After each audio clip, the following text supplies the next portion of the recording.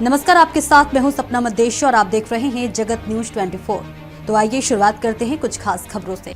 युवा कांग्रेस कार्यकर्ता और आनंद भाई चौधरी ने फूल चढ़ाने और पूजा करने के बाद मांडवी बिरसा मुंडा सर्कल से रैली निकाली गई।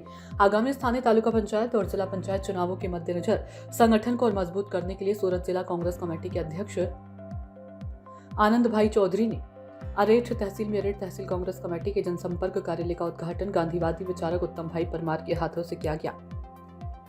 यूपी वसावा की अध्यक्षता में आयोजित होने वाले इस कार्यक्रम में डॉक्टर तुषार भाई चौधरी को भी उपस्थित होना था, लेकिन किसी विपरीत परिस्थितियों के कारण वे इस कार्यक्रम में उपस्थित नहीं हो सके। कार्यक्रम में मनहर भाई पटेल, गांधीवादी विचारक उत्तम भाई परमार, मित्तल चौधरी आदि उपस्थित थे। दीपेश भाई रामानंद जी की रिपोर्ट। जी, आज रोज अरेड तालुका नवनिर्मित जे 2 ऑक्टोबर 2025 ना रोज सरकारश्री द्वारा માંડવીમાંથી વિભાજિત થઈને અરેડ તાલુકાનું જે નવનિર્માણ થયું એ અરેડ તાલુકાના કાર્યાલયનું ઉદ્ઘાટન પ્રસંગે તેમજ અરેડ તાલુકાની અંદર જે નવી ઉર્જા અને નવા યુવાઓ સાથે જોડે જે કોંગ્રેસ પાર્ટી આગળ વધી રહી છે અને જે કહેતા હતા કે કોંગ્રેસ પતી ગઈ છે, પણ યાદ રાખજો અને જોઈ લેજો કે ભૂતકાળમાં પણ ભવિષ્ય હતી, ભૂતકાળમાં પણ કોંગ્રેસ હતું અને ભવિષ્યમાં પણ કોંગ્રેસ જ છે। તેમજ આ જે યુવા શક્તિ ઊભી થઈ રહેલી છે તે કોઈક ને કોઈ કે પાર્ટી કે કોઈ વ્યક્તિ વિશેષ કે કોઈ નેતાની નારાજગીથી નથી, પરંતુ આ જે વ્યવસ્થાથી દબાયેલા કચરાયેલા અને જે યુવાઓની જે પરિસ્થિતિ છે હાલમાં, જે નોકરી કરવા જાય છે કે કંપનીમાં રોજગારી માટે જાય છે, તેમનું શોષણ થાય છે, અત્યાચાર થાય છે અને ત્યારે જ્યારે અમે સૌ યુવાનો જેને ત્યાં અવાજ ઉઠાવીએ છીએ અને આ મંચ પરથી અમે આગળ પણ કીધું કે જે બની બેઠેલા નેતાઓ છે એમને પણ અમે એક વિનંતી કરીએ છીએ કે તમે કંપનીના માલિકો જોડે, એસોસિએશન જોડે તમે ચર્ચા કરી શકતા હોય તો ખરેખર એકવાર તમે કંપનીમાં જે કામ કરતા આપણા સમાજના, આપણા વિસ્તારના જે હપ્તા ભરીને જિંદગી જીવે છે એ યુવાનોને પણ પૂછજો અને મળજો કે લોકોની વેદના શું છે અને એનું કંપનીમાં શું શોષણ થાય છે।